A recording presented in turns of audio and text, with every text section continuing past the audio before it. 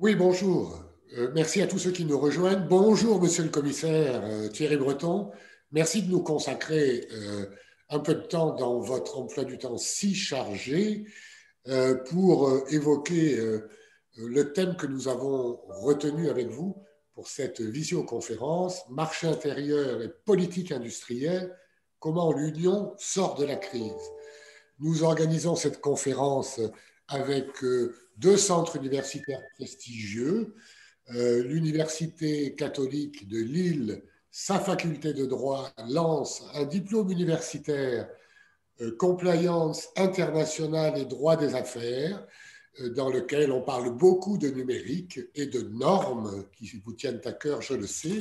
Et puis l'Institut catholique de Paris aussi, le master d'études européennes qui nous accompagne. Donc vous avez un public à la fois de spécialistes, de journalistes qui sont très à l'écoute de tout ce que vous pouvez leur dire, et d'étudiants de bon niveau qui nous accompagnent régulièrement pour essayer de faire la pédagogie de votre action.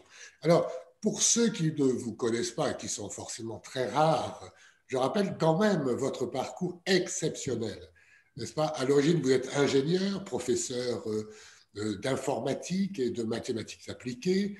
Vous avez présidé des très grandes entreprises internationales, Bull, Thomson, Orange, qui était encore France Télécom et que vous avez transformé, jusqu'à Atos. Vous avez été aussi un élu local, vous avez vice-présidé le conseil régional de Poitou-Charentes en France, qui nous tient à cœur tous les deux, et vous avez dirigé le premier téléport français du Futuroscope, et vous avez aussi conseillé un certain nombre de très grandes entreprises, tout en enseignant, toujours, vous avez enseigné à Stanford, je crois. Et donc, Harvard. à Harvard, pardon, vous avez aussi été ministre de l'économie, des finances et de l'industrie de 2005 à 2007 en France.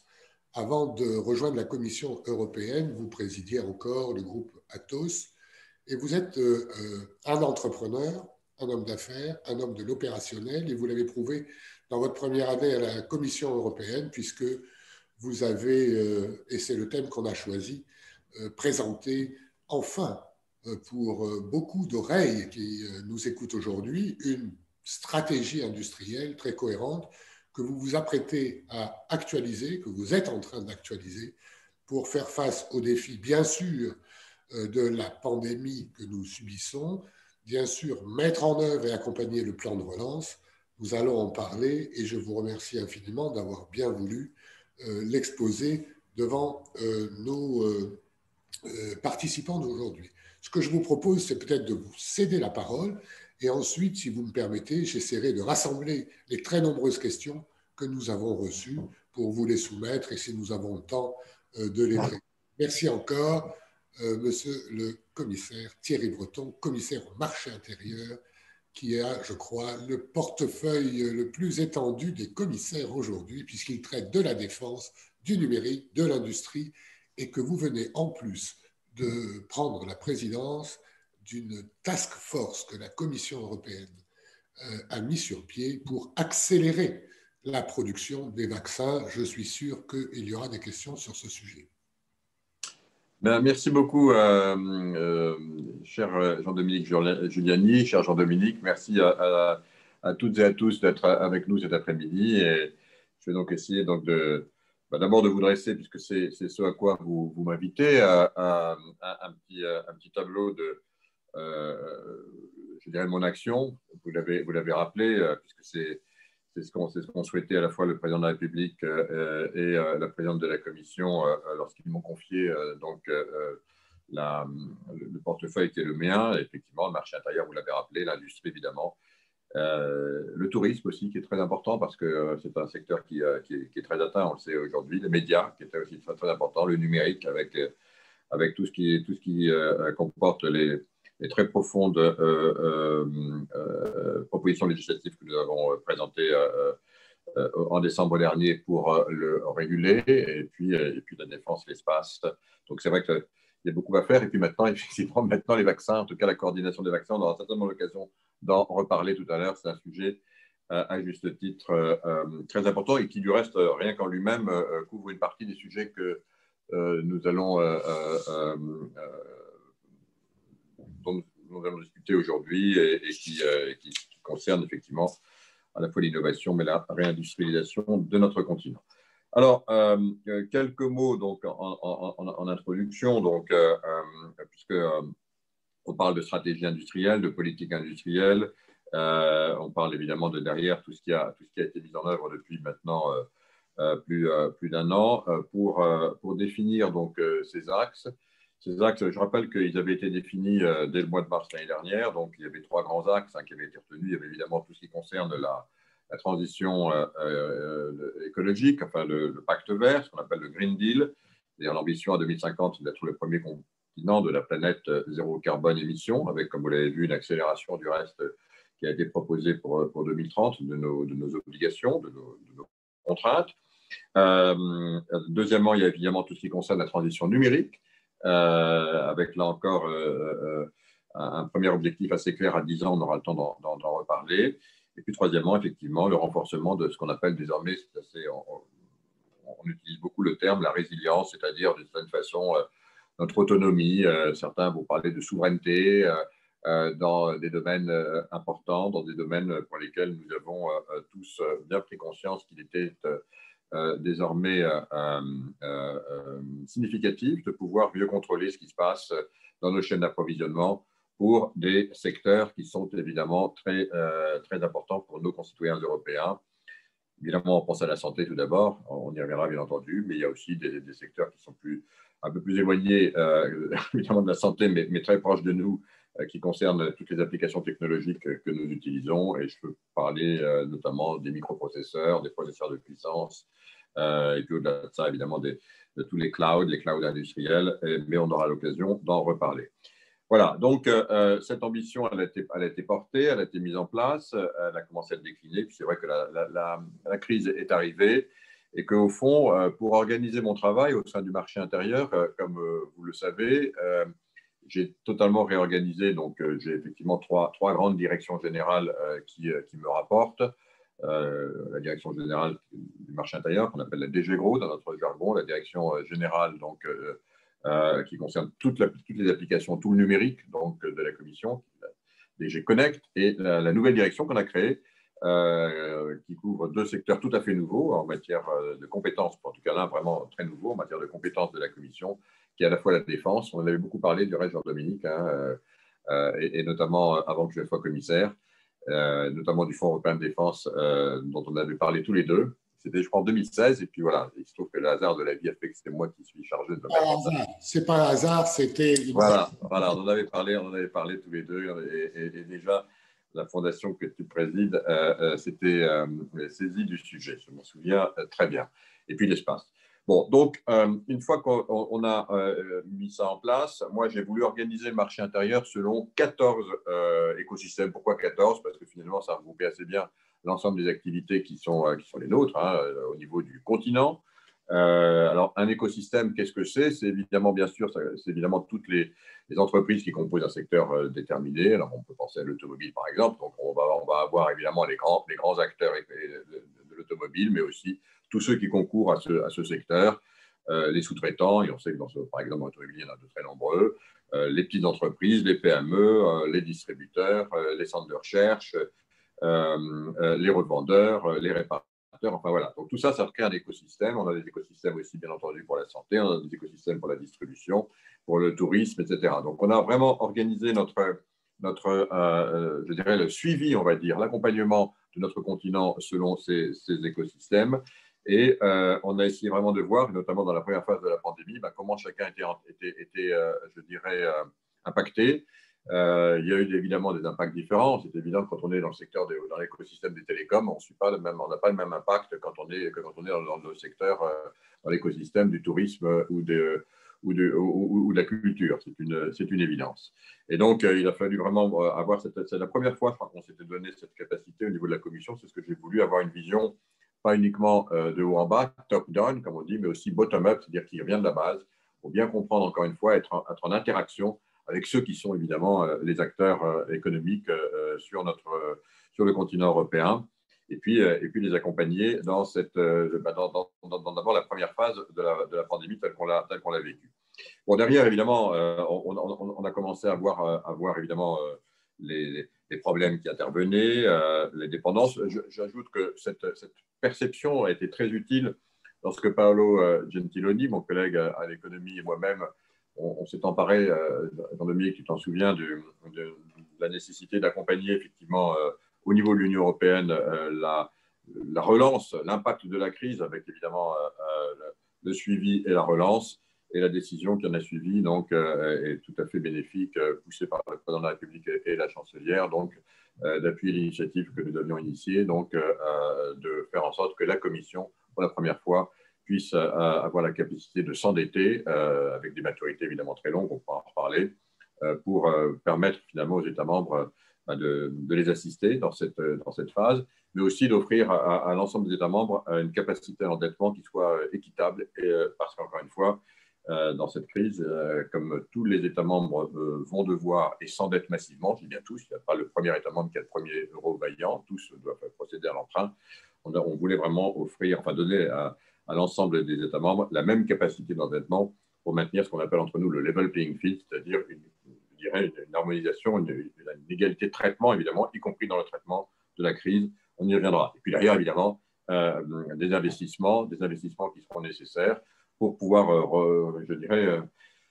construire l'après, et donc accélérer quelque part le programme industriel, la stratégie industrielle que nous avions définie, y compris évidemment dans son volet vert, dans son volet numérique, mais aussi de plus en plus dans son volet résilience. Parce que oui, c'est bien le cas, j'ai mis un mot là-dessus, parce que c'est quand même un élément très important.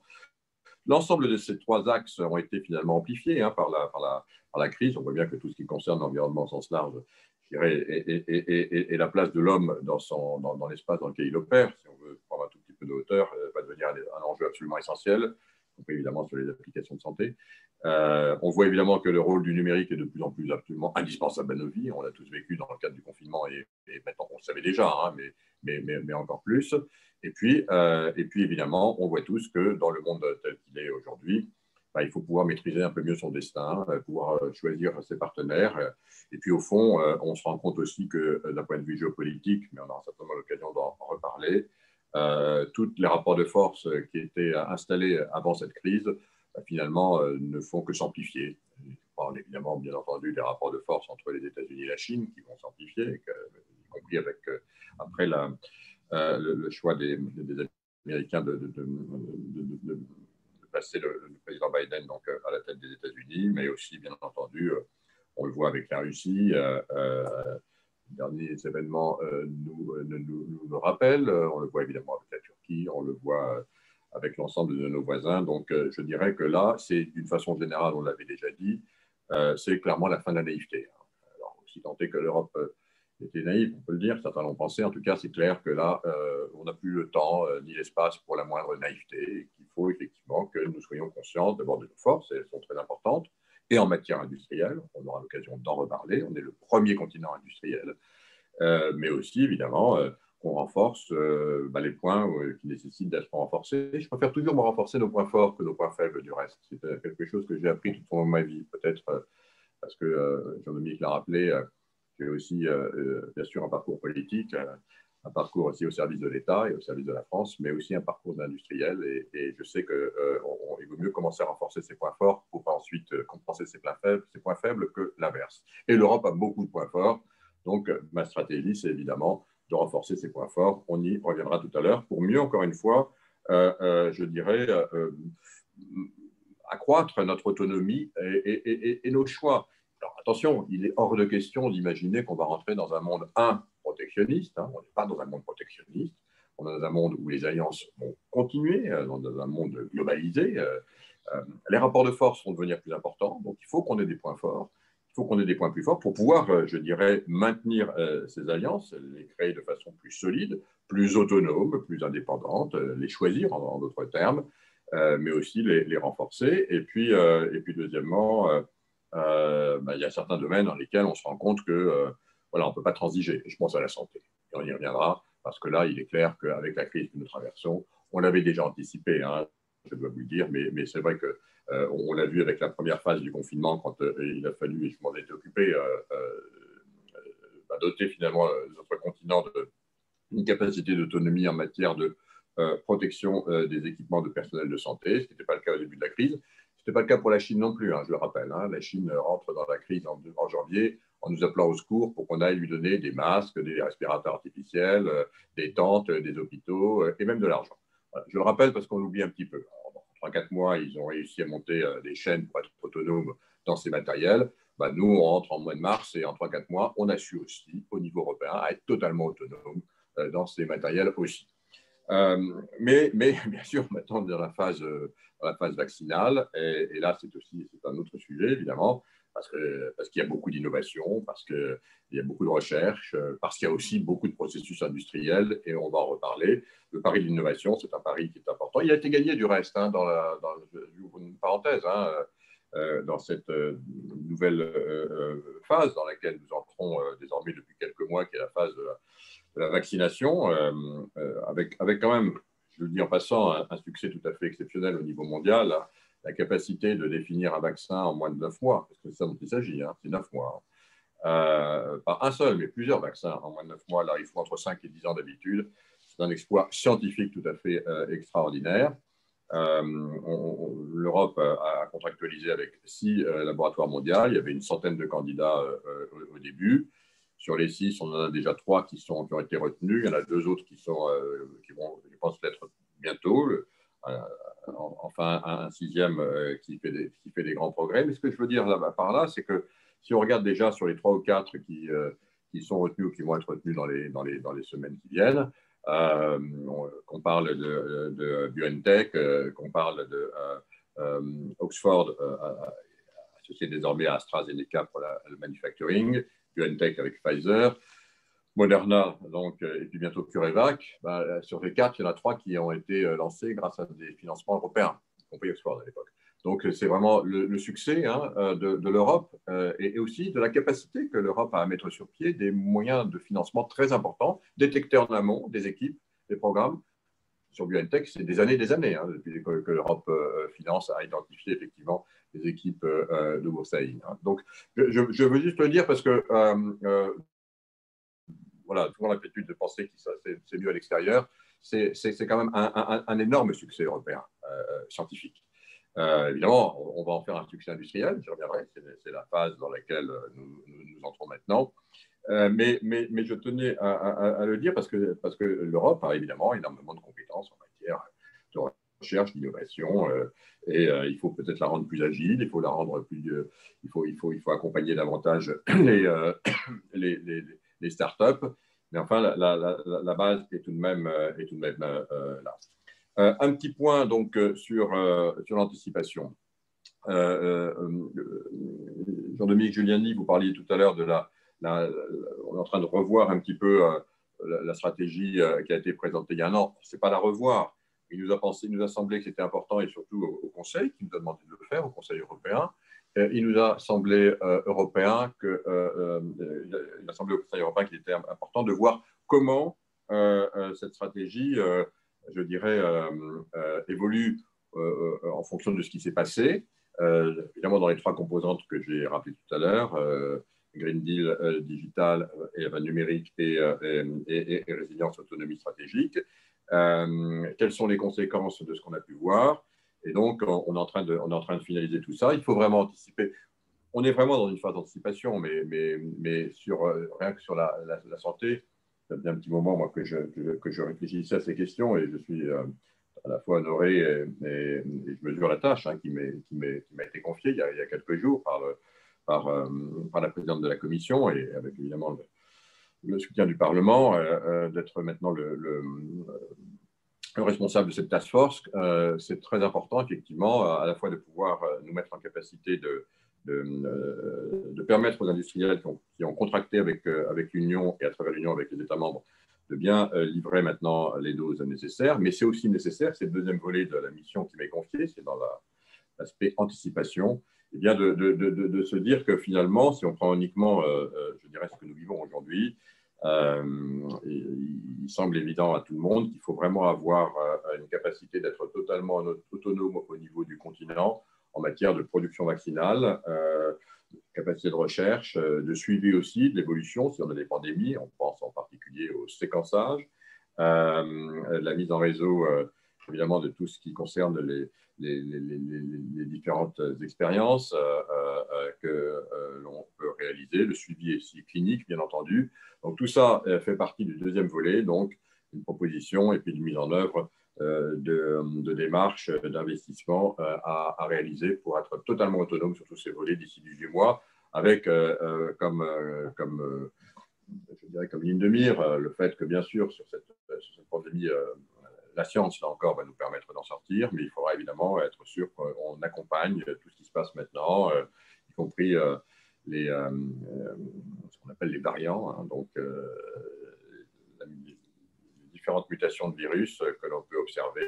Tout le monde maintenant était familier avec les mutations 486, 488, 501, V2, enfin, etc. Donc ça, c'est des éléments très importants et qui nous nécessiteront peut-être d'avoir des nouvelles doses à mettre à disposition, mais aussi au-delà, parce que sur une planète à 7, 8, bientôt 9 milliards d'habitants, c'est évidemment quelque chose sur lequel il faut être extrêmement attentif et nous préparer. J'ajoute qu'on a un exemple qui fonctionne bien là-dessus, hein, c'est la BARDA américaine, hein, qui a été très utile. On a pas mal travaillé du reste avec eux, on travaille très bien du reste avec eux, avec nos amis américains, sur ces sujets. Et nous, donc, on a proposé de mettre en place donc, une autorité européenne d'intervention en cas d'urgence sanitaire, qu'on appelle ERA. C'est un acronyme anglais. Donc, c'est aussi quelque chose que je vais être en charge de préfigurer avec ma collègue Stella Kyriakides, qui, comme vous le savez, est la commissaire en charge de la santé. Un tout petit point sur les outils, parce que bien sûr, tout ça c'est bien, mais il faut qu'on ait des outils. Nous, on est ce qu'on est.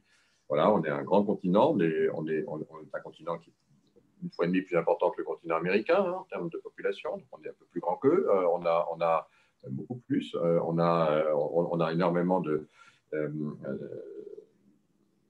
d'attention, on porte énormément d'attention à ce qui font notre continent, nos différences, bien sûr, ce qui nous réunit, notamment nos valeurs, et notamment nos valeurs démocratiques. On est un continent très démocratique, peut-être le plus démocratique du monde, du reste. En tout cas, c'est ce que certains commencent à penser, notamment après ce qui s'est passé, je dirais, à l'ouest comme à l'est. À l'est, on le savait déjà. Et à l'ouest, c'est peut-être un peu plus nouveau. En tout cas, bon, on a vécu tout ça. On a nos différences. C'est amusant parce que ces différences, j'en parlais il y a quelques jours avec le patron d'Axel Springer, Matthias Dorfer, et qui me disait finalement, quand on parlait du DSA et du DMA, qui sont les actes législatifs que j'ai portés donc, pour réguler l'espace informationnel, dans son volet donc, régulation des plateformes et régulation de l'espace économique, informationnel et numérique, il me disait finalement, oui, c'est vrai, à l'Est, finalement, les choses sont simples concernant les données. C'est l'État qui les a toutes captées. Voilà, ça appartient à l'État. C'est simple. À l'Ouest, c'est assez simple aussi. C'est 2 ou 3 grandes entreprises qui les ont captées. Voilà, c'est comme ça. Et nous, en Europe, c'est différent. On essaye précisément d'avoir une situation intermédiaire où les données appartiennent à ceux qui les produisent. Et on essaie ensuite de les mettre ensemble, de les mutualiser pour en créer la force, évidemment. La force des données, c'est leur mutualisation. Et voilà, c'est un peu le chemin de l'Europe. C'est aussi le chemin en ce qui concerne les interventions d'État. Parce que vous voyez, on parle de réindustrialisation, mais la réindustrialisation, c'est les entreprises qui vont le faire. Voilà, je suis ancien chef d'entreprise, je sais que c'est quand même ce qui se passe. On regarde ce qui se passe, on regarde la régulation, on regarde, et derrière, on essaie de se mettre au plus près de ses clients, au plus près de ses chaînes de valeur. Bon, voilà, il faut évidemment inciter les entreprises à suivre ce qui se passe. Elles doivent écouter aussi leurs parties prenantes, stakeholders. Mais derrière, il y a aussi des outils. Là aussi, à l'Est, les outils sont assez simples. L'État intervient directement. Voilà. Alors, on essaie de contrôler un peu, de dire qu'il faut de la réciprocité, mais enfin voilà, on n'est dupe de rien, hein, à la fin de la naïveté. À l'Ouest, c'est un peu pareil, hein, beaucoup plus libéral, mais enfin l'État, il intervient quand même sacrément. Moi, je suis bien placé pour le savoir. J'ai dirigé des entreprises toute ma vie qui étaient aux États-Unis.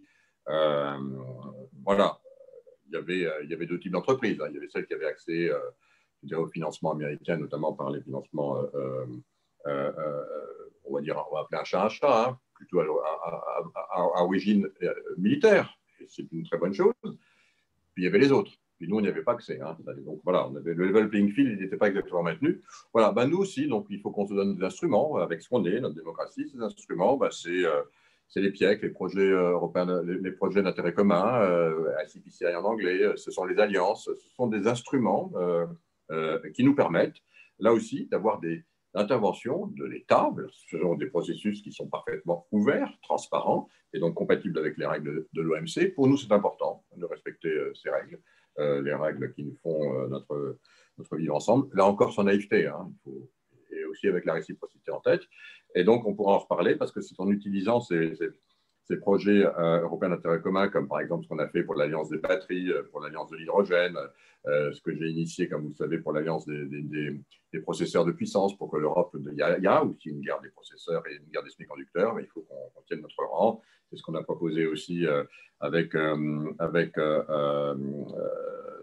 président de la République, Emmanuel Macron, et la chancelière Angela Merkel, hein, une alliance des clouds industriels, partant du projet GX qu'on a élargi. C'est ce que j'ai proposé aussi pour avoir de la connectivité par des satellites à orbite basse pour couvrir une autonomie, je dirais, satellitaire de notre espace informationnel, y compris avec des connexions qui soient hautement sécurisées.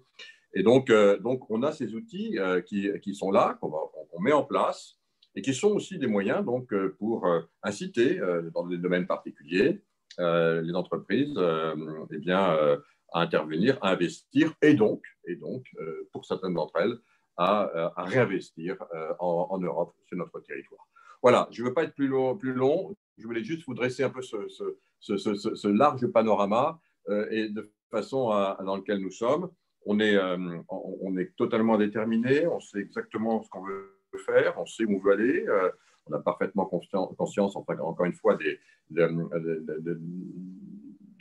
l'environnement dans lequel on opère. Et je le répète, l'environnement dans lequel on opère, c'est un espace hautement démocratique.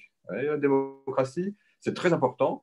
C'est toujours un peu plus lent à mettre en œuvre que dans les systèmes autoritaires. Voilà, mais c'est ce que nous sommes et on en est assez fiers. Bon, il faut aussi maintenant le mettre en mouvement. C'est aussi à mon niveau mon rôle. Merci. Merci beaucoup, cher Thierry Breton, monsieur le commissaire. Énormément de questions, je suis complètement débordé. Je vais essayer de les trier pour vous faciliter la tâche et pas prendre trop de temps ou de porter à la confusion.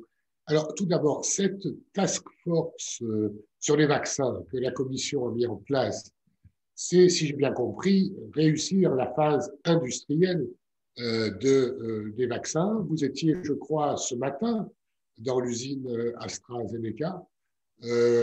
Comment va-t-elle travailler et quelles sont ses perspectives immédiates? Question que beaucoup de gens se posent. Non, je vais juste répondre assez simplement à cette question. D'abord, on va revenir sur ce que l'Union européenne a fait sur les vaccins. On se remet juste une seconde en arrière. En arrière, c'est il n'y a pas si longtemps. Hein. En arrière, c'est au printemps. C'est-à-dire, je rappelle quand même que la pandémie a été déclarée, si ma mémoire est bonne, autour du 10 mars, hein, quelque chose comme ça. Hein, voilà. Donc, c'est à ce moment-là qu'on dit qu'il y a une pandémie mondiale. Il y avait des signes avant-coureurs. On ne savait pas si c'était localisé. Vous vous souvenez, on se disait à l'époque, bon, bah, ça va rester en Chine. Et puis certains, ensuite, on se dit, ah, bah, tiens, il y a un foyer en Italie, mais ça va rester en Italie. Et puis après ça, ah, tiens, il y a un cluster dans le nord-est de la France, mais ça va rester là. On ne savait pas, voilà, ça n'avait pas encore tout simplement le statut de pandémie. Et on sait que les épidémies, oui, il y en a maintenant, on le sait, tous les ans pratiquement. Hein. Donc, le statut de pandémie a été déclaré donc, à la mi-mars 2020. C'est à ce moment-là, effectivement, que même si le génome du vaccin a été identifié au mois de janvier, donc c'est à ce moment-là que la plupart des laboratoires ont commencé à travailler, parce que qui dit pandémie dit qu'il faut se dépêcher. Et là, on rentre dans une autre dimension. Alors, les laboratoires, beaucoup sont mis au travail. Alors, c'est vrai que le fait d'avoir le génome, ça facilite. Et comme je vous le dis, dès le mois d'avril, on s'est dit il faut commencer à regarder, à contractualiser, sous le regard aussi, attention, hein, nous sommes une démocratie, hein, donc démocratique, donc on ne fait pas n'importe quoi. L'argent qu'on va mobiliser, ce n'est pas notre argent, c'est l'argent des contribuables, c'est l'argent qui appartient aux Européens. Donc, on a un certain nombre de précautions à prendre, ce qui est quand même la moindre des choses. Voilà, on connaît bien les laboratoires aussi, hein, on connaît bien les laboratoires et les industries pharmaceutiques. Je connais bien, j'étais administrateur de certains d'entre eux, je jette la pierre à personne, mais on les connaît bien. Donc, il faut faire ça de façon, je dirais, bien organisée, structurée, transparent hein, aussi, bien entendu.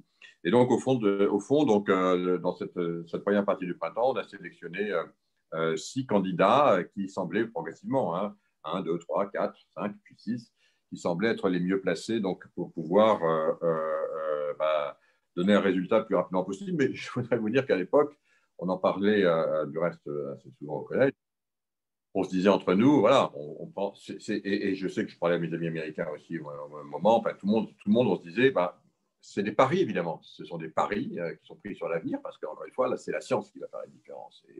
Et alors voilà, il y avait des technologies nouvelles, les technologies ARN messager, d'autres nouvelles aussi, adénovirus, puis les plus classiques, dites protéines recombinantes.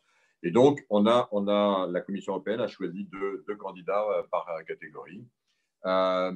Et puis, bon, progressivement, ces contrats sont mis en place, mais évidemment, personne n'avait d'idée du moment où les vaccins seraient testés, suffisamment testés, puis ensuite validés par les autorités de santé, la nôtre, le MA. Hein.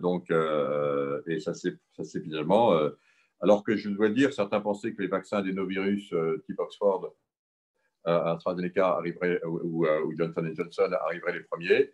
Ben non, c'est les vaccins ARN messagers qui sont arrivés les premiers, qui sont avérés donc une technologie extraordinairement innovante. Hein. Pas si jeune que ça. Elle avait été initiée lors des recherches sur le sida, mais enfin tout à fait innovante parce que c'était la première fois qu'on allait mettre sur pied des vaccins ARN messagers. Il faut voir que chacun de ceux qui ont été retenus, d'abord évidemment BioNTech, puis ensuite, comme vous savez, Moderna, ensuite Oxford, AstraZeneca, bientôt donc je pense CureVac, on verra. Ce sont des entreprises qui n'ont aucun savoir-faire en matière de fabrication vaccinale. Aucun. Alors, ils ont été agiles, on les a accompagnés du reste en recherche, je l'ai dit tout à l'heure. Cette agilité de recherche leur a permis de trouver les vaccins qui fonctionnent. Mais enfin, Jean-Dominique, c'est une chose dans la vie que la science nous donne le produit, c'est une autre chose que d'en faire un produit accessible à 8 milliards d'humains. Là, c'est un tout autre défi. Je ne dis pas que l'un est plus important que l'autre. Il faut avoir résolu le premier pour pouvoir entrer dans le second. Mais comme on a des ressources quand même qui sont ce qu'elles sont, on ne peut pas non plus… Il faut attendre que les vaccins aient fait leur preuve, entre guillemets, avec quand même un recul assez faible, malgré tout. Hein. C'est entre 5 et 10 ans d'habitude hein, pour développer un vaccin. Là, on parle de 9 mois. Et puis derrière, une fois qu'on les a sélectionnés, on voit que ça fonctionne, il faut se mettre en mouvement pour faire monter en pression les chaînes industrielles. Alors, dans un contexte qui est quasiment du zéro défaut. Alors, c'est tout à fait nouveau. Sur la première phase de la pandémie, j'avais pu intervenir. Encore une fois, les industries de la santé sont évidemment sous la direction de la santé à la commission, c'est tout à fait normal, c'est-à-dire ma collègue Stella Kyriakides. Et moi, j'ai l'ensemble des autres industries sous ma responsabilité. J'avais pu intervenir assez tôt parce que quand il s'agit de faire des masques, j'avais pu mobiliser des industries qui étaient de mon ressort, qui ne faisaient pas de masques précisément, c'est-à-dire les industries du textile. Vous vous souvenez, on a reconverti des chaînes, on avait parlé, des industries de l'automobile ou de l'aéronautique qui ont pu refaire des pièces particulières pour les respirateurs artificiels, puis on a pu faire. Pour les vaccins, c'est différent. Là, il n'y a que les spécialistes des vaccins qui peuvent le faire. Mais pour pouvoir savoir si on va investir massivement sur les chaînes de production, il faut d'abord savoir si le vaccin va être retenu, s'il marche. Donc, on l'a su il y a à peu près 6 semaines pour les premiers ARN messagers. On l'a su il y a 4-5 jours, une semaine, sur le premier adénovirus AstraZeneca-Oxford. Et donc, maintenant, on rentre vraiment dans la phase industrielle. Et donc, il faut accompagner précisément ces entreprises qui ont toutes choisi des partenaires pour le faire. Hein. BioNTech, c'est Pfizer. Moderna, ça va être Lonza en Suisse. Ils vont essayer d'en développer aussi en propre. Oxford, c'est AstraZeneca. Voilà, CureVac aura aussi son partenaire industriel. Et il faut évidemment accompagner ça. Et là, accompagner des lignes de production, notamment pour des vaccins qu'on n'a jamais fabriqués, les vaccins à ARN messager, on ne les a jamais fabriqués. Les adénovirus, c'est aussi les premières. Donc, il faut vraiment, c'est un sujet extrêmement important, très complexe. Et donc, ça va être mon rôle que de les accompagner. Je crée une équipe ici qui va accompagner précisément tous les industriels sur notre continent qui concourent de près ou de loin à cette fabrication. Bien sûr, sur les sites à proprement parler, vous rappeliez, vous faisiez état du site de CNEF que j'ai visité hier. J'ai voulu tout simplement montrer mon appréciation, mon soutien aux employés de l'usine parce qu'ils ont fait un effort incroyable. Cette usine, elle a été validée il y a que quelques mois pour faire ça, parce qu'encore une fois, on ne savait pas encore si AstraZeneca allait être retenu. Il faut en quelques mois monter de façon très, très, très, très rapide. C'est nouveau pour la Commission aussi. C'est nouveau comme rôle pour la Commission aussi. C'est nouveau pour tout le monde. Pour tout le monde. Je dirais que personne n'a cette expérience. Personne n'a cette expérience au monde de faire monter des chaînes de production en parallèle aussi nombreuses. Personne. Il n'y a pas un pays qui l'a, et pas un continent non plus. Et donc, c'est nouveau. Question qui est posée par beaucoup d'internautes. Comment la Commission et l'Union européenne s'inscrivent dans le programme mondial COVAX pour essayer de faire participer les pays qui n'ont pas cette possibilité d'avoir accès au vaccin? Alors, c'est une toute autre question, mais qui est donc en parallèle, bien sûr. Moi, je finis donc sur la montée en puissance. Donc, le rôle de la task force, c'est évidemment d'accompagner les industriels, de voir aussi sur les supply chains. Il va y avoir de la tension, évidemment, sur les produits. Il faut en gros 400 composants pour faire un vaccin. Par exemple, un vaccin à ARN messager, c'est 400 composants. Un vaccin à adénovirus, c'est un petit peu moins. Mais donc, il y a toute cette chaîne qui sont mis en tension, évidemment, au niveau mondial. D'abord pour les composants biologiques, chimiques, mais aussi les composants industriels eux-mêmes. Donc, il faut vraiment accompagner ça, avoir une vision globale, et c'est ce que je vais avoir avec mon équipe, pour pouvoir faire en sorte que finalement tout le monde se soutienne. Et vous savez, je l'ai vu dans la première phase. On a eu beaucoup de solidarité, y compris d'entreprises qui étaient concurrentes et qui se sont soutenues les unes les autres. Je veux créer également cet état d'esprit au niveau européen, mais peut-être aussi au niveau mondial, pour pouvoir vaincre ensemble, parce qu'on sait que finalement, ce n'est pas parce qu'on aura réussi à vacciner 70% de la population européenne, pour aller dans votre sens, et ce qui permet de répondre à votre question, qu'on aura vaincu la pandémie. On sait très bien que la pandémie, c'est son nom l'indique, et on le voit évidemment, hélas, tous les jours, elle est mondiale, et que donc c'est toute la planète qui est concernée. C'est de toute la planète dont il faut s'occuper. Et vous connaissez mon intérêt naturel pour l'Afrique, Jean-Dominique, mais au-delà de ça, c'est partagé évidemment par l'ensemble de mes collègues à la Commission, il faut absolument s'occuper très rapidement du continent africain. En ce qui nous concerne, nous, Européens, je dirais que c'est notre vocation naturelle, on va dire. Hein. Et donc, bien sûr qu'on est très, très actifs dans le programme COVAX. Il faut évidemment pour ça accroître les chaînes de production, accroître les capacités de production de l'Europe. On va avoir plusieurs milliards de doses de production, de capacité de production. C'est mon objectif, hein, c'est celui sur lequel je travaille au niveau européen à l'horizon 18 mois. C'est vraiment mon objectif. Et on aura plusieurs milliards. Hein, je peux vous le dire aujourd'hui, c'est l'objectif qu'on s'est fixé pour accroître notre capacité de production. Et je le redis, c'est vraiment extrêmement compliqué. Faire des vaccins, c'est compliqué.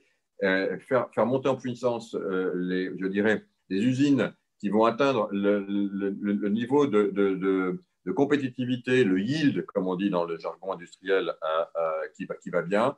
Il faut généralement beaucoup de temps. Il faut 2-3 ans normalement pour monter en puissance. Là, on peut le faire en 3-4 mois. Hein. Vous voyez l'impact.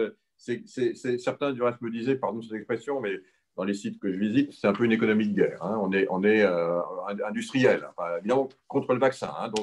Donc, c'est vraiment tout le monde est mobilisé et c'est pour ça que la Commission s'est équipée et m'a confié cette responsabilité. Mais derrière, évidemment, notre ambition, c'est d'accroître très rapidement donc, la capacité européenne qui dépassera évidemment les besoins de nos concitoyens et de pouvoir servir le monde en vaccin, bien entendu l'Afrique, mais le monde. Et d'être un partenaire très important de COVAX. Et bien sûr, on en parle avec les États membres qui sont très en soutien avec ça, mais pour ça, il faut après avoir gagné, on va dire, je dirais, de façon tout à fait extraordinaire et aussi rapidement, alors que personne ne pensait qu'on pourrait le faire si vite, je dirais l'enjeu scientifique, maintenant c'est l'enjeu industriel. Mais l'enjeu scientifique, il n'est pas terminé. Hein. Il faut le poursuivre parce qu'il y a le variant, parce qu'il faut suivre, parce qu'il y a les séquençages, parce qu'il faudra voir s'il faut adapter un petit peu les futures doses en fonction de ce que l'on verra. On saura le faire si c'est nécessaire. Des technologies le permettent plus rapidement que d'autres, dont l'ARN messager. Et donc, c'est tout ce processus qu'on est en train de monter en puissance. Merci beaucoup de toutes ces précisions. Pour revenir, si vous le permettez, à votre stratégie industrielle, c'est finalement une vieille demande, notamment en France, mais pas uniquement, d'avoir une stratégie industrielle de long terme que vous êtes en train d'actualiser et de proposer à la Commission, au Conseil et au Parlement. Deux séries de questions sont posées.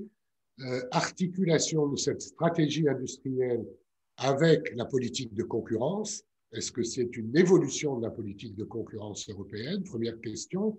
Deuxième question, quid des financements? On sait bien que l'industrie européenne, qui, comme vous le dites, est une des premières du monde, a des problèmes spécifiques de financement, plus difficiles. Et puis l'articulation avec la politique commerciale. Et enfin, avec ce que vous avez indiqué, l'autonomie stratégique de l'Europe, son indépendance, c'est aussi produire des normes. Et j'étais très frappé en lisant vos projets de règlement, de DMA, DSA, de voir que votre objectif, c'est de créer des normes qui soient les normes européennes, à mi-chemin entre les autres modèles, comme vous le disiez. Et l'un de nos partenaires, justement, la faculté de droit de Lille et le diplôme universitaire Compliance, voit déjà dans vos deux projets de règlement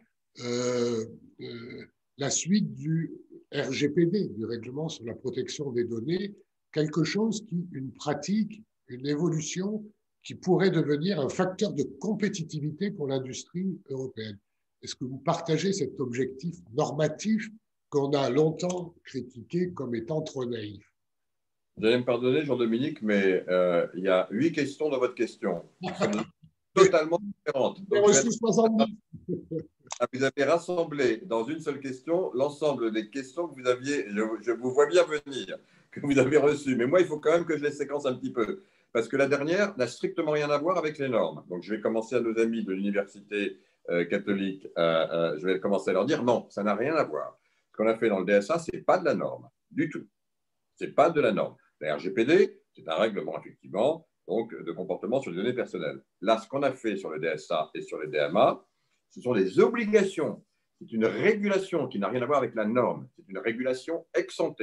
En d'autres termes, pour pouvoir rentrer sur le marché intérieur, tout le monde est le bienvenu, mais désormais, on met un certain nombre de règles à respecter à partir du moment où on a une taille qui est suffisamment importante pour être ce qu'on appelle soit un gatekeeper, soit une plateforme systémique. Et sur ces plateformes systémiques, on l'a vu, elles ont, quand j'étais, vous l'avez rappelé, professeur dans une université américaine, j'apprenais à mes étudiants que quand on est très grand, plus on est grand, y compris pour un CEO, plus on a de responsabilités. On a des responsabilités qui sont évidemment toujours les mêmes, mais on doit peut-être faire encore plus attention à ses stakeholders, à son environnement quand on est un très grand acteur.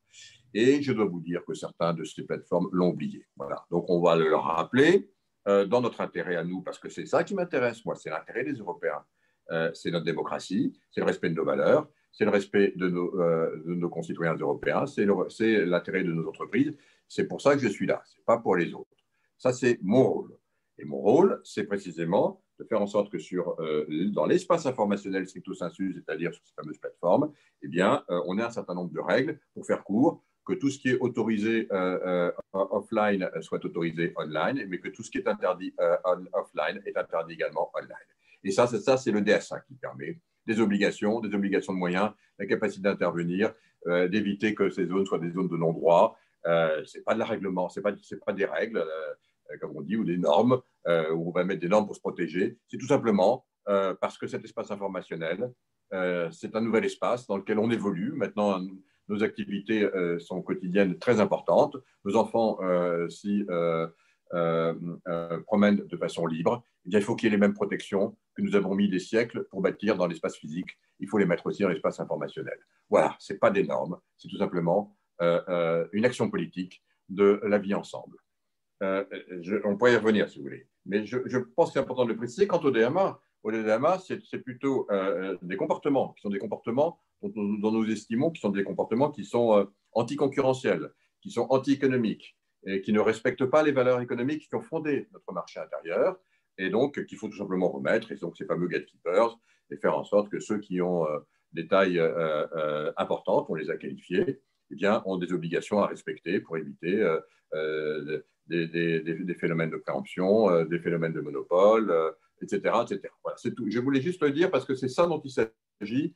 Et il ne s'agit pas de normes. Les normes, c'est un vrai sujet. Les normes environnementales, les normes sur les technologies, les normes, ça c'est important, effectivement. Et c'est des sujets extrêmement importants, mais qui sont tout à fait différents sur les sujets du reste dans lesquels nos amis chinois sont désormais très très forts parce qu'ils ont compris que c'était un instrument tout à fait intéressant en matière de protection de leur propre marché, mais aussi de conquête d'autres marchés. Je ferme la parenthèse, mais ça ne nous a pas échappé.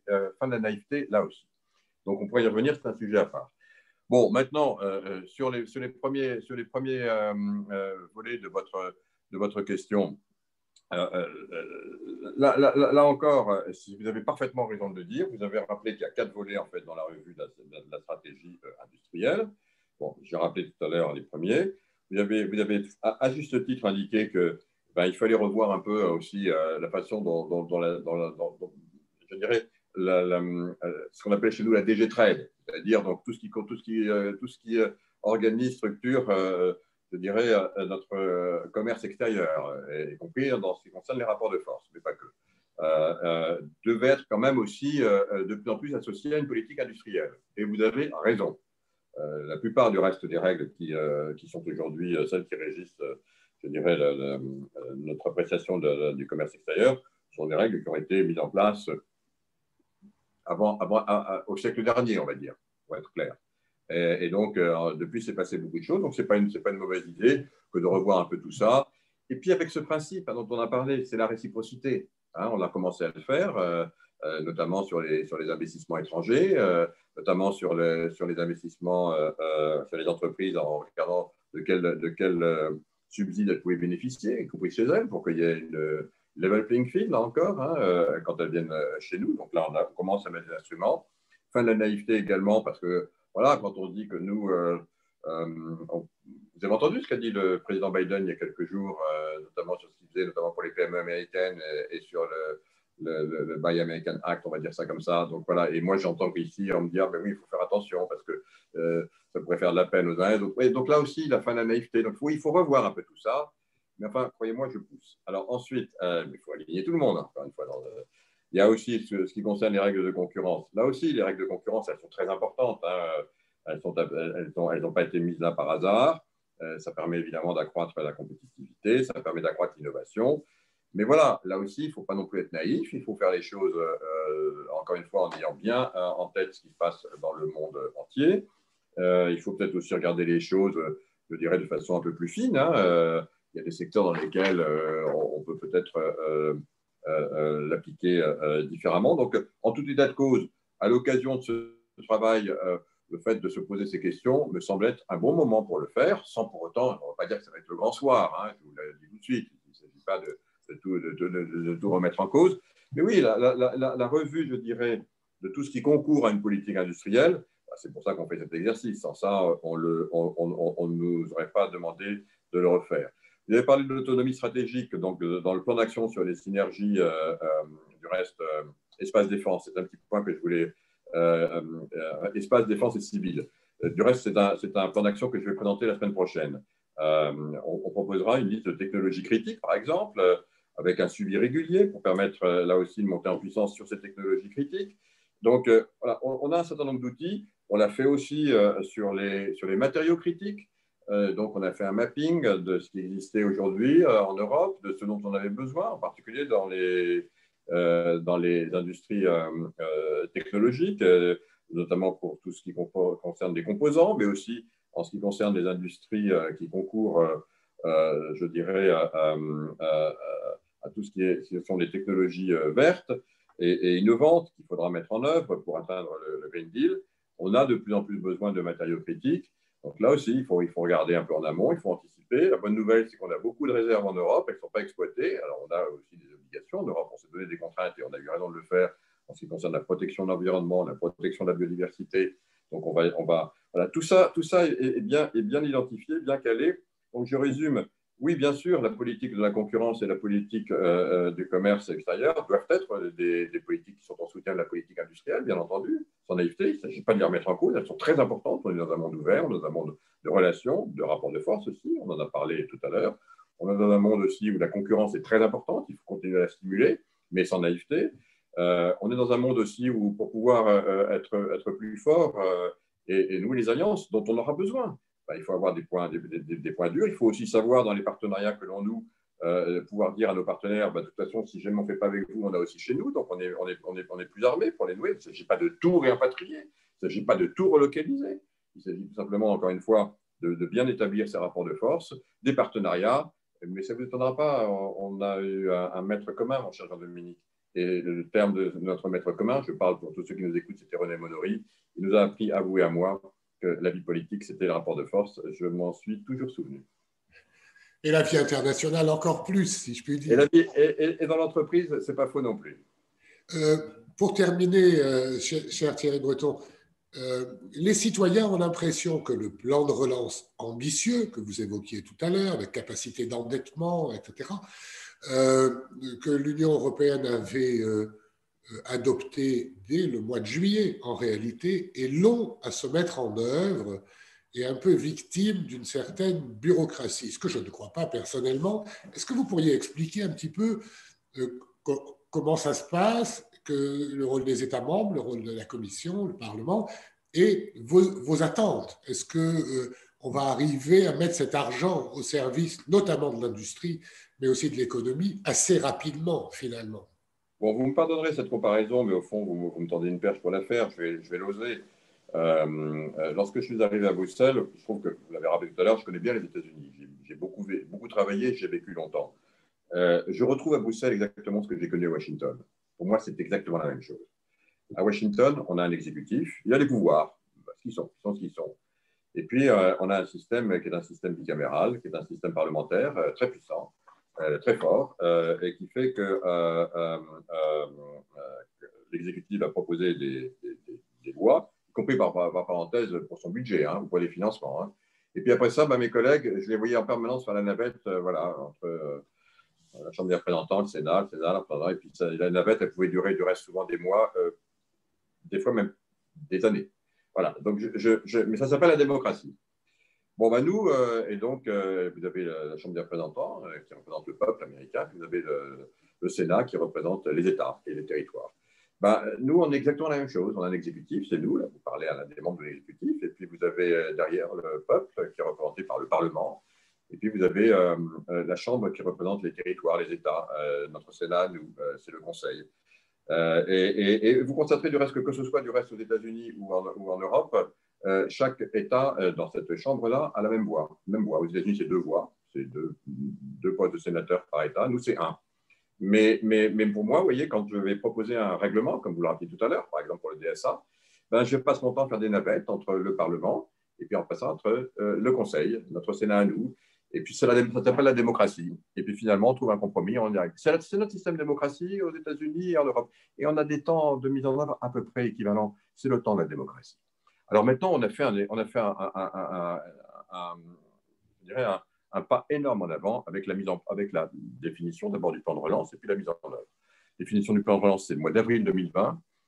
Mise en œuvre, elle est votée au mois de novembre avec les 2 chambres, nos 2 chambres. C'est incroyable, jamais vu dans l'histoire. Capacité donnée à la Commission européenne de s'endetter elle-même.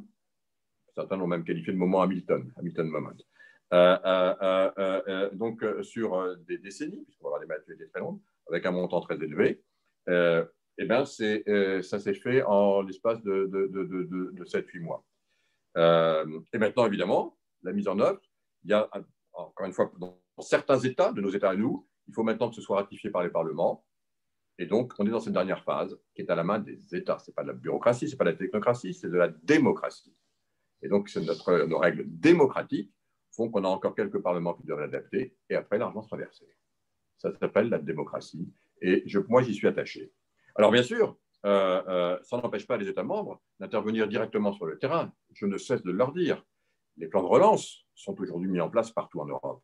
Il faut absolument qu'ils se poursuivent, tout en sachant que, bien entendu, une grande partie de ces plans de relance dès que les derniers parlements auront adopté l'intégralité du plan, ça sera adopté, c'est-à-dire, j'espère, avant l'été, bien entendu, à ce moment-là, on pourra commencer à rembourser les États membres, pays par pays, encore une fois, sur leur propre plan de relance qui vont nous être présentés et qui vont donner lieu soit à des remboursements en direct, soit à des remboursements à des prêts, et notamment parce qu'on va favoriser, et vous l'avez compris, dans ces plans de relance, nous, on va rembourser tout ce qui concerne de plus en plus les projets multinationaux, je dirais, cross-border, parce qu'on veut évidemment profiter pour augmenter la compétitivité de l'Europe, sa productivité, que ce soit dans le numérique, que ce soit évidemment dans les technologies vertes, puisque je rappelle qu'on va rembourser je dirais les parts de ces programmes d'accompagnement des États membres, pour peu que dans ce qu'ils nous présenteront, il y a en gros, on dit 37%, un peu moins de 40% qui soient consacrés au pacte vert et 20% minimum qui soient consacrés à des investissements pour le numérique, parce qu'on pense que c'est très important pour notre compétitivité. Je voulais juste vous dire ça parce que c'est un sujet important. Ça n'a rien à voir avec la bureaucratie, c'est la démocratie. Bien sûr que je ne suis pas naïf, il y a aussi de la bureaucratie, c'est une évidence. Bon, on s'efforce, moi, vous l'avez compris, je m'efforce non pas de la contourner, elle a son importance, mais aussi de mettre aussi je dirais, d'avoir en permanence cette notion du temps qui est très très importante, et particulièrement pendant les périodes que nous vivons de cette pandémie. Voilà, donc j'espère que les derniers parlements qui ont ratifié vont le faire dans les semaines qui viennent, et à ce moment-là, les versements commenceront à arriver. Voilà. Merci beaucoup. Est-ce que je peux me poser une dernière question? Nous avons beaucoup parlé, lorsque vous étiez ministre des Finances de la France, de la nécessité de ne pas trop s'endetter pour des mauvaises causes. Voilà. Et je crois que vous avez redressé un peu les finances de la France, ce qui n'a pas été toujours le cas de vos successeurs, parce que la dette publique française n'a cessé de s'accroître. Et pour les citoyens européens, il est très difficile de comprendre que l'endettement auquel vous allez procéder, c'est de l'investissement pour l'avenir, mais qu'il faudra aussi le rembourser, et qu'on le rembourse par la croissance, par la relance, etc.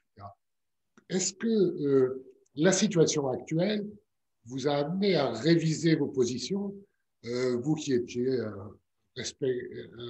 un scrupuleux ministre des Finances, respectueux des règles communes? Est-ce que vous pensez que ces règles évoluent, ou est-ce que ce sont les circonstances qui nous obligent d'avoir une sorte d'économie de guerre, comme vous l'avez dit? Alors moi, j'ai un principe de base d'abord. Hein. Quand on est une collectivité d'État, qui adoptons des règles communes pour organiser notre vivre ensemble, ces règles sont faites pour être respectées. Personne ne nous oblige, personne n'oblige aucun pays à devenir membre de l'Europe, de notre communauté. Personne. Mais si on l'est, on l'accepte. Parfois, si on ne veut pas l'être, on n'est pas obligé. C'est très important d'avoir des règles communes pour fonctionner ensemble et pour éviter de la divergence. Et j'y reviendrai dans un instant, parce que derrière votre question, c'est la divergence, le sujet. Ce n'est pas tellement les niveaux, c'est la divergence. Quand on est ensemble, il faut avoir à peu près des objectifs à peu près comparables. Je vous prends un exemple. Si un pays est super endetté, vous parliez par exemple, vous avez été gentil, vous m'avez cité mon petit cas personnel lorsque j'étais ministre, et quand je quitte le ministère des Finances, effectivement, je crois que c'est la seule fois où on a baissé la dette de la France. Bon, c'était de 66, 67% à 62%, c'était que 5%, c'est pas beaucoup, Jean-Dominique. C'était quand même pas facile. L'Allemagne était à 67, nous on était à 62, c'était il y a un peu plus de 10 ans. Puis la crise est arrivée, il y a une gestion dont j'estime qu'elle a été mal conduite, vous savez, on a toujours parlé par Nicolas Sarkozy, qui a endetté la France très massivement. L'Allemagne a été beaucoup plus raisonnable dans la même gestion de la crise, des deux côtés du Rhin. Et puis on finit après la crise de 2008-2009, la France a atteint les 88%, l'Allemagne est à 72%, et ben voilà, les courbes se sont inversées.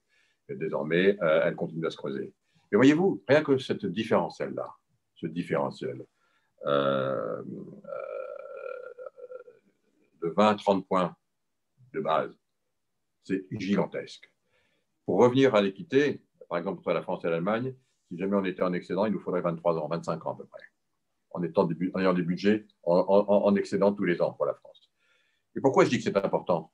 Vous voyez, aujourd'hui, on peut le faire en France et dans beaucoup de pays d'Europe parce que les taux d'intérêt sont nuls, voire négatifs. Pourvu que ça dure, comme on dit. Parce que bien sûr, dès qu'ils ont augmenté, c'est les contribuables qui vont être les plus pénalisés puisque le budget de l'État va exploser. Il n'est déjà pas très tenable parce qu'on continue à faire du déficit. Mais de l'autre côté du Rhin, on nous dit, écoutez, la plupart des retraités, on a un pays où il y a beaucoup de retraités, ils dépendent des taux d'intérêt parce que les retraites sont indexées sur les taux d'intérêt. On ne pourra pas continuer à vivre très longtemps avec des retraités qui s'appauvrissent d'année en année. Donc, d'un côté, on a les retraités allemands qui disent que c'est plus possible, et de l'autre côté, on a les contribuables français qui disent que c'est plus possible. C'est difficile ensuite d'aligner effectivement des politiques. Je ferme cette parenthèse pour vous dire pourquoi je continue à dire que je me battrai jusqu'au bout pour cette convergence et retrouver peut-être des règles nouvelles. Bien sûr qu'il va falloir retrouver des critères. Tout le monde a exposé les critères de ce qu'on fera avec la situation du Covid, mais certains beaucoup plus que d'autres. Le problème, c'est évidemment cette convergence. Ce sera un autre sujet. Je suis prêt à refaire une discussion avec vous d'une heure ou d'une heure et demie là-dessus. C'est un vrai sujet. Mais pour parler maintenant précisément de la situation inédite que nous vivons et qui nécessite un investissement à la fois des États membres et de la Commission. Pour la Commission, d'abord, il faut que je le dise sans détour, une dette, c'est fait pour être remboursée. Et surtout, quand on va commencer à aller émettre 750 milliards sur les marchés, ce n'est pas pour dire en même temps, et vous inquiétez pas, je ne vous la rembourserai pas. Donc, ça, tout le monde le comprendra, c'est peut-être du bon sens. Il y a encore un autre terme qui nous est cher, mon cher Jean-Dominique, à vous et à moi. Mais au-delà de ça, il faut évidemment derrière mettre des instruments, dire comment on va la rembourser. Alors, on va avoir des maturités très longues parce que c'est une dette historique, inédite, je n'ai pas peur des mots, qui est faite pour, d'abord pour nous sauver, nous protéger, puis pour protéger notre humanité. Donc, qu'on investisse pour protéger notre humanité, ça ne me choque pas. D'où la notion de maturité très longue. Mais il faudra la rembourser. Donc, il faut mettre des instruments. Ces instruments, on y travaille et on va les proposer au marché. C'est évidemment la taxe numérique, parce que cet espace informationnel dont j'ai parlé tout à l'heure, il faut évidemment que là aussi, dans cet espace, on paye des impôts, comme dans l'espace physique ou dans l'espace maritime ou dans l'espace aérien. Dans les trois espaces qui composent notre activité économique, on paye de l'impôt. Alors quoi, dans le quatrième, on n'en paierait pas? Non, il faut en payer. Donc, on va le définir et c'est au niveau européen qu'il faut le faire. Et quant à l'espace, quant à ce qui concerne notre engagement commun et les investissements qu'on va faire pour le Green Deal, bien sûr qu'il faudra mettre un mécanisme d'ajustement carbone aux frontières, certains appellent ça taxe CO2. Bon, ce sont des éléments qui vont évidemment contribuer à rembourser, à financer le budget européen en amont et à financer cette dette. Et il faut évidemment ne pas avoir peur d'en parler. Souvent, vous savez, du reste, c'est quand on a une dette qu'on trouve les instruments pour se donner les moyens de la rembourser, et y compris pour donner des ressources propres. Mais je ferme la parenthèse, c'est dans ce sens que certains ont qualifié ce moment que nous vivions le moment Hamilton. Maintenant, en ce qui concerne les États membres aussi qui s'endettent massivement, ce montant, cette dette-là, alors je ne veux pas l'appeler dette Covid, parce que si c'est dette Covid, on a l'impression que l'argent tombe du ciel et qu'il n'y a pas de limite. C'est ce moment de notre histoire. Une dette, vous savez, c'est une dette, quand on regarde la dette, c'est comme la géologie. On sait exactement ce qui s'est passé.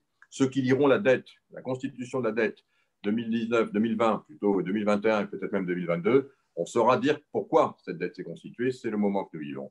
Dans ce moment-là, le fait là aussi que les États membres, évidemment, aient une maturité plus longue et qu'on fasse une sorte de différence quelque part, non pas en comptabilité, mais de la façon de le construire, y compris lorsque l'on réfléchira aux nouveaux critères qu'il faudra mettre en place après précisément cette phase, il faudra les réviser. Ça ne me choque pas et je pense que c'est plutôt quelque chose sur lequel il faut être attentif. Je vous ai donné là quelques pistes. Merci beaucoup, merci infiniment. On a déjà largement dépassé le temps que vous nous accordiez. Voilà des sujets pour d'autres conversations, si vous voulez bien que nous les ayons. En tout cas, merci beaucoup. Merci de votre action. Je dois dire que pour l'Européen, le citoyen européen que je suis, je sais que je ne suis pas tout seul, de vous savoir en responsabilité à la Commission, ça nous rassure quelque part parce que votre détermination, votre optimisme sont mis au service de toute l'Europe et chacun d'entre nous devrait en profiter. Il faut qu'on sache mieux tout ce que nous faisons ensemble, qui est assez unique au monde. Et merci pour cela aussi. Merci infiniment et tout notre soutien. Merci beaucoup à tous. Merci Jean-Dominique. Ceci n'est peut-être pas non plus complètement le fait du hasard. C'est aussi 35 ans de compagnonnage, tous les deux, Jean-Dominique. Absolument. Voilà. Merci. Continuons. Merci. À bientôt. À bientôt.